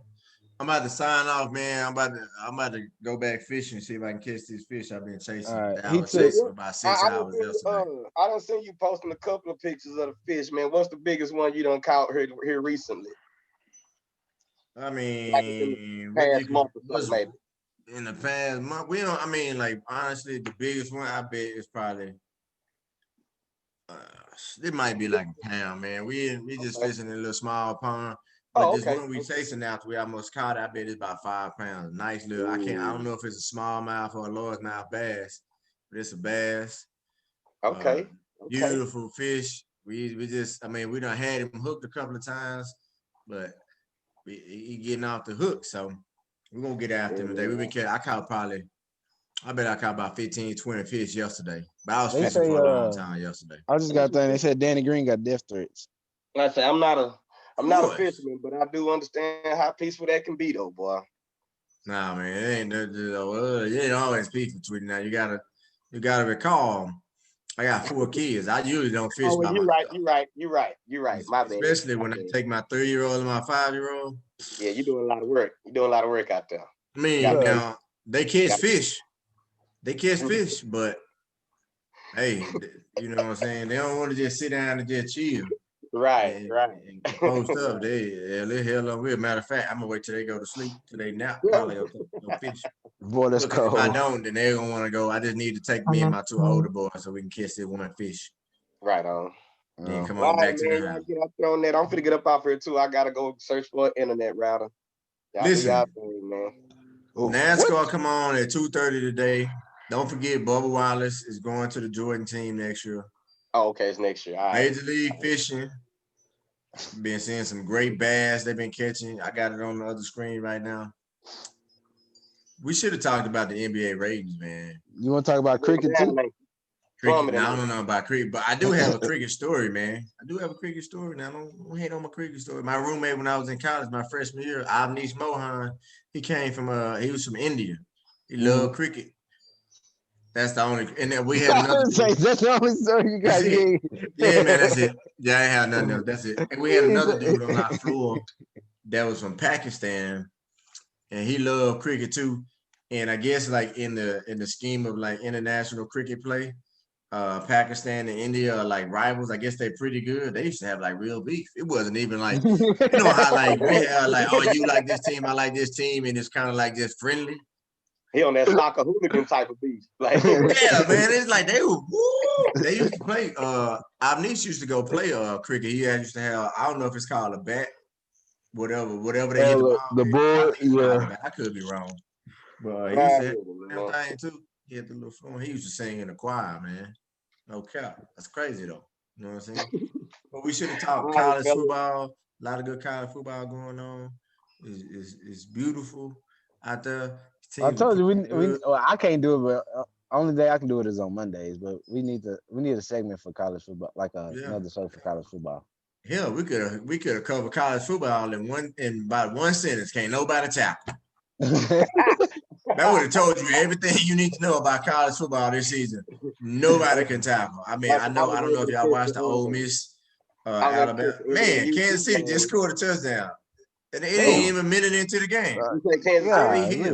Well, it's a flag, so I don't know what the flag is. Oh, okay. But I agree with that. I caught the last quarter in those overtimes of UT and Oklahoma. I agree with LJ. A lot of people can't tackle cop like that. Well, that's horrible. I mean, I think that's probably the biggest effect that I've seen on football is the lack of probably practices and consistent practicing. Practicing has been a tackle. If you watched Alabama Ole Miss last night, like I think for the most part, with the exception of probably like late in the fourth quarter, Ole Miss was like they were destroying Alabama's defensive line. To me, they were controlling the trenches. But there was also a lot of times where Alabama was just like literally like missing tackles, like in the backfield from the quarterback, the running back, guy break a tackle. The next thing you know, he got 15, 20 yards. Yeah. And Ole Miss's offensive coordinator, I thought he called a really good game last night. I think Lane Kiffin, I hate to say a coach cost his team the game, but I think he will regret going for the onside kick. I don't know. Is that what you meant by when? Is that what you meant why you said he can't beat him? He don't think his team can beat Alabama. Right. Yeah. Oh, okay. Because I think if my memory serves me correctly, they had just scored. They tied it up. And then they went for an onside kick, which they almost got it. But I'm like, why? I mean, I know you haven't been able to stop him, and maybe he's thinking, listen, this is gonna come down to whoever got the ball last. They hadn't been able to stop him, but to me as a coach or somebody, I'm thinking like, to me, that tells me, that sends a message to the team that we can't beat them straight up. Right. You know, right. I don't think we're not gonna, you know what I mean? And so and that's what they ultimately end up coming down to, because they continued to move the ball, but so is that Alabama was able to bend but not break later on in the game, versus for the first 3.5 quarters, Mississippi. I mean, it was basically both teams was just running up and down the field on each other for the first 3.5 quarters. Is that an indictment on the coach, or is that a coach actually getting the feel of the game, like the onside kick? I don't think it's an indictment on the coach per se. I mean, I think he saw an opportunity that he thought he had an advantage, where, you know, Alabama would not have been expecting the onside kick, because, you know, in that situation, it's not an obvious onside kick situation. You know what I'm saying? It's probably one of those situations where 99.9% of coaches in America kick the ball deep. So, I mean, it's not necessarily a bad call. I just think it tells your team, I don't feel like we're capable of beating them. Like the defense, I don't think you can stop them. And that's what like I said, that's what it ultimately came down to. Is the defense might be thinking that too. And then I didn't read the article, but Nick Saban was saying something about he wondered if Ole Miss knew their defensive calls, because I mean, Alabama just looked defensive. They looked awful last night. They couldn't get lined up. I mean, there was multiple times where now I think the speed at which Ole Miss was playing was impacting them, but it's not like that. It's nothing like they've never seen before. I mean, I'm about to say, so Lane Kiffin used to be the OC there. Now, Alabama's DC that was there when he was there is not there, because it was Jeremy Pruitt. But we all know that's why Saban is a defensive guy. So I'm pretty sure their principles and all that hadn't really changed much. So I'm pretty sure Lane Kiffin kind of knew what to expect. You know what I'm saying? As far as what they would do is on defense. So he might have knew their calls. I wouldn't doubt it. He may have. And I think when Nick Saban watches the film, he's gonna say, even if he knew the calls, if we just made tackles, we win the game easily. But they couldn't tackle anybody. I mean, the number 24 was one of the running backs. I forget the other guy's number. They ran all over Alabama last night, with the exception of late in the fourth quarter, they were able to march. And then when they started getting closer to the end zone, Alabama was able to get a few stops in the backfield, and that ended up being the difference in the game. Kansas City got a lineman getting carted off. Field goals, and Alabama just kept scoring touchdowns. Good game though. Osemele is getting carted off for Kansas City. Who? Osemele, they lineman. I don't know who that is. He'll be all right. But their offensive line wasn't that great anyway. So he getting carted off. Oh, he probably gonna be done. What the hell? He just failed. All right, man, time to go fishing. Time to have lunch, go fishing. All right, fellas. Southside. Go Cowboys. Trash. Stop hating.